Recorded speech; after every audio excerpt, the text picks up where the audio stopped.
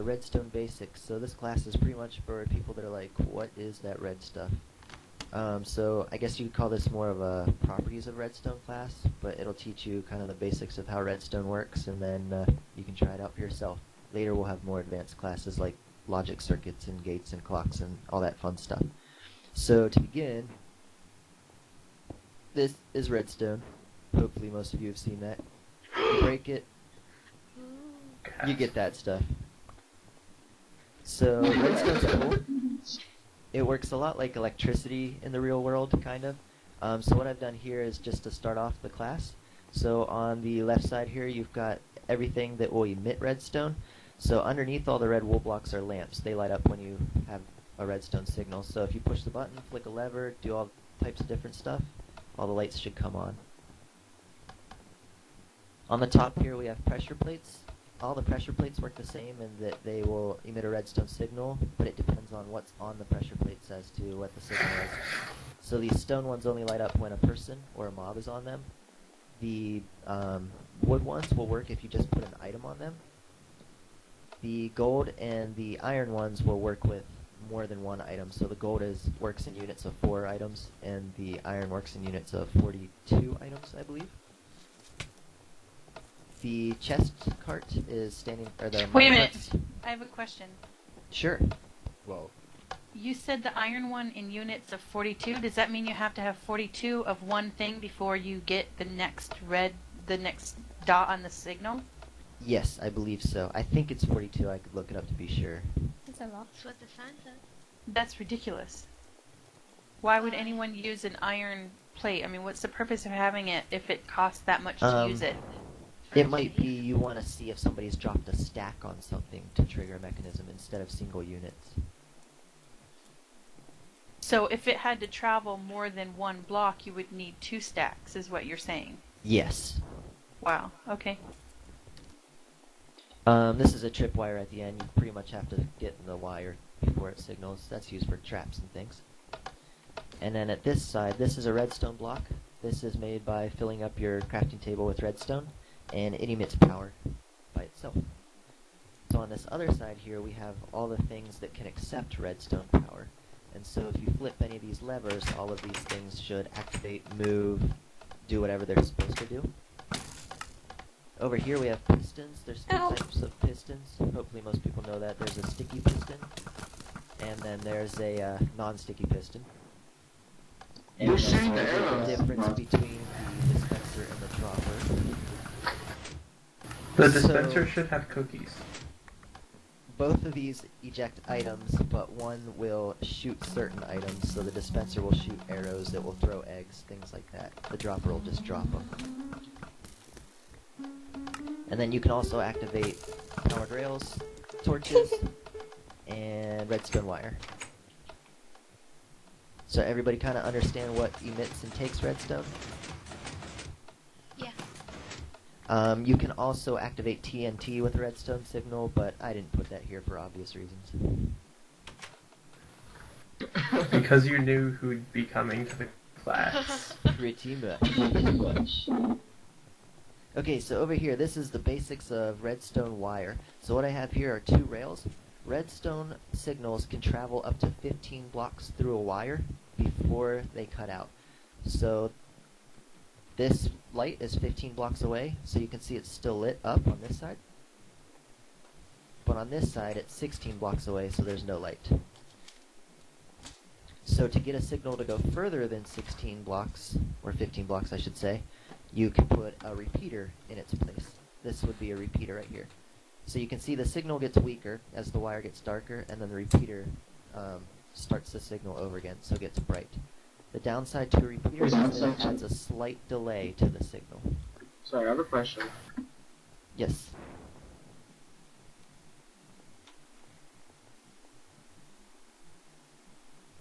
You have to push your button in order to talk, to ask your question.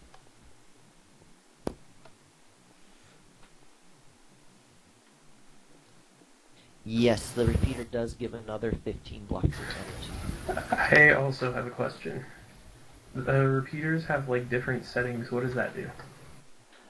So I'll discuss that right over there on the other side. so I'll put your question off for like another 2 minutes, and then I'll answer it. Okay.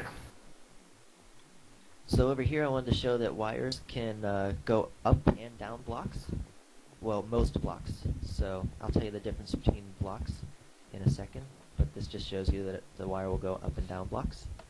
Over here, you can see that a torch inverts the signal. So what this means is, if you send a redstone signal into a torch, the torch will turn off. They're normally on by default, but if you give them a signal, they turn off. So when you flip the switch to on, which you can see by this wire's on here, the light is off. But when the switch is off, the light is on. Everybody understand? It inverts the signal? Mm-hmm. And then this just shows that It's kind of weird. redstone blocks emit power in all directions. Redstone blocks are the only source of red power signal that is movable by a piston tool. So if you try and push a block with a redstone torch on it, the torch will break. So that's when you want to use redstone blocks. This is Say how to that answer. again, please. If you want to move a redstone signal with a piston, the redstone block is the only thing you can use to do that. If you try and push a torch or a block with a torch on it, or a block with a wire on it, when you push it with a piston, the wire, the torch, any of the other redstone will pop off. It will actually break whatever you're building. Why would you want to move a redstone signal with a piston? Lots of different reasons. Okay. So you may, let's say you have two different redstone lines, and you want one to light up at one point and one to light up at another point. You could attach the redstone block to a piston, and the piston will push the block across the two lines. So with a switch, you could pick which line to turn on and off. I see. Okay, thank you. So this over here is more about repeaters. So I told you repeaters will extend a redstone signal, but they also have a delay. So that's what the settings are. Redstone has 4 different settings, and they stand for 1, 2, 3, and 4 ticks. And they add a 1, 2, 3, or 4 tick delay. Now 1 tick is 1/10 of a second. So if you want a full second delay, you have to set 2 repeaters to their 4th tick, and then 1 repeater to its 2nd tick. So that would give you 4 plus 4 plus 2, which will give you 10 ticks as a whole second. And here you can see how the signal is delayed. This row has all 4 ticks, this row has all 1 ticks, and so you can see the signal travels faster. Now if you turn them off, the signal also takes longer to turn off in the line with more delays. Does that make sense? So repeaters are used a lot Yes. in circuits to time stuff correctly. Alright, so that's the most basic properties of redstone and basic redstone devices. Here we're going to talk a little bit more about how they interact with blocks. So you can power a block with redstone, and then things near that block will be activated by the redstone, such as these lights. But there's 2 types of power. There's a weak power and a strong power. It's a little hard to explain how they all work, so just test with it a little bit, but I'll try and show you the basics here. So redstone dust, or wires, will power blocks weakly. What that means is the dust can power the block. So right here I have a redstone dust that's turned on going into this block. So it powers that block, so the light is on. But if I put a torch or another light here at the back, it's on. But if I try and extend it with the redstone wire, the signal does not pass through the block. So it stops at the block. You can So wait a minute, the extra light would have to be touching the block that's receiving the power to do the lamp above it. Yes. So I can put lamps around this block. Because the block is powered, the lamps will light up.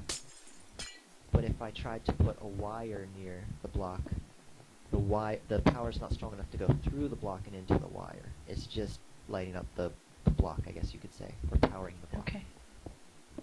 Does that work for any material? It could be a stone there? That is for all opaque materials, so that most of your general materials, so wool, stone, anything that you can't see through normally. I'll talk about transparent materials in a second. Okay. Now, since that's weak power, there is strong power.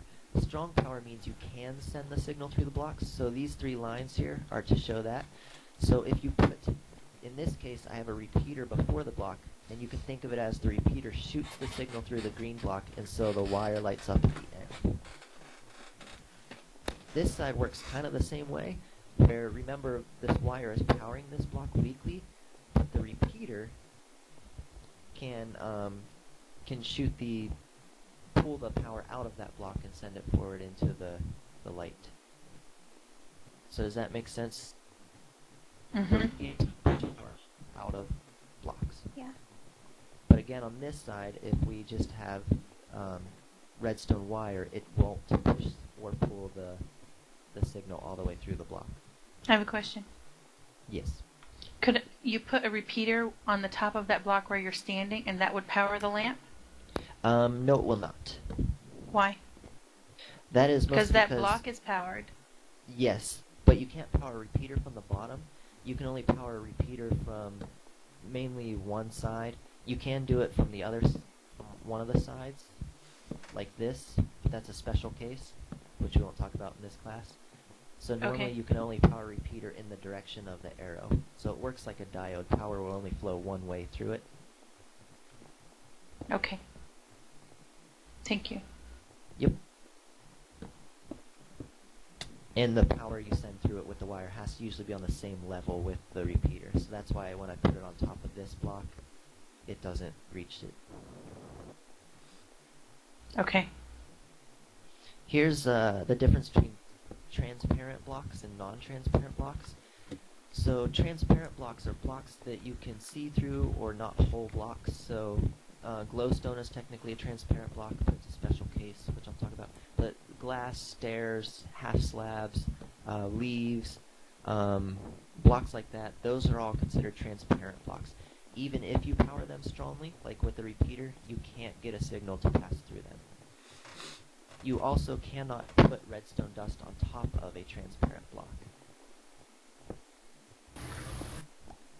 Now there is a special case of that, which I show here. So glowstone and slabs are technically transparent blocks, because you can't power through them, but you can put redstone dust on them, even though they're transparent. So how does it, like, jump through the gap between the slab? It's I don't know, it's, magic. Oh, It's just how Mojang has programmed it. That's a question that I had. If you put a slab like on top of some dust, does it still go under it, or does the slab knock up the dust? I'll show you that right over here, actually. And we can try it too. So remember over there I did, I showed you how the signal will go up and then down most normal blocks. In this case, glowstone again is special, or transparent blocks are special. And so even if you can lay dust on it, like on this glowstone, it will not go down the other side. Oops. So does that make sense? Mm-hmm. Transparent blocks don't let power go through them, even the ones that you can put power on, or dust on.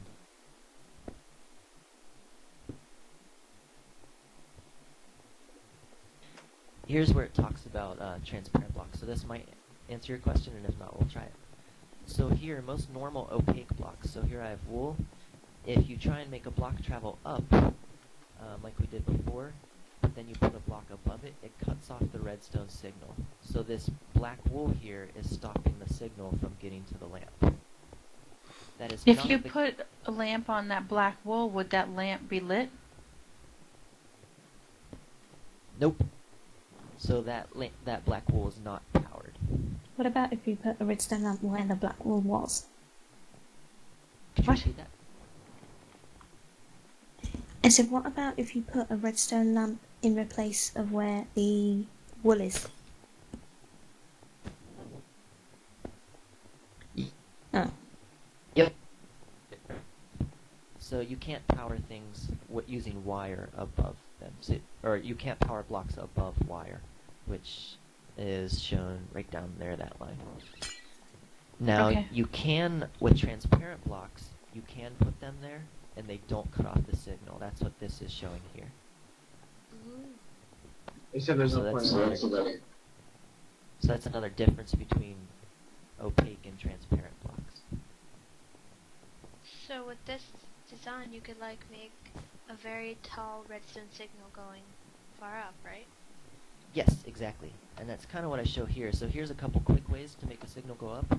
The normal way was to put torches in between blocks. And so if you flip the switch, you'll see the lamp up there turns on and off.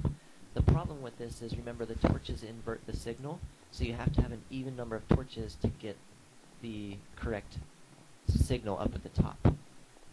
But here, because glowstone has that special property that you can put dust on it and it doesn't block the signal, you can make a zigzag pattern with the glowstone going up, and it will light up the whole way. Does that work with slabs? Yes, it does. Okay. Can we see an example of that? Speaking Rams's device over there shows that, but we can do one right here too.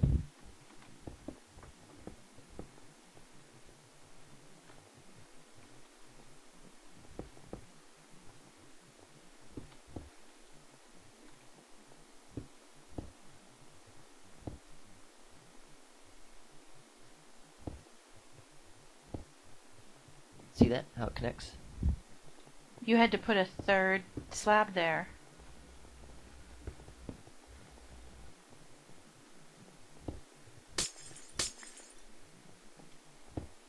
There we go.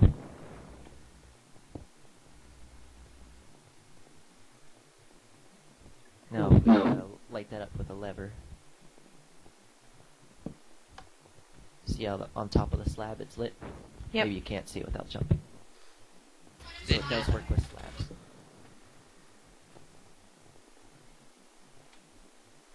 So And then since a it's- slab is a half block, would it knock the redstone up if you put one on, like, say, if you move this one over here on top? You mean directly over it? Or, yeah. Like this block over one, but still in the air where it is, would it knock that up? Yeah, you can't technically put another block over there without removing the redstone first. Okay. And you can't put redstone between the half slabs either. Redstone takes up a block, basically. Okay.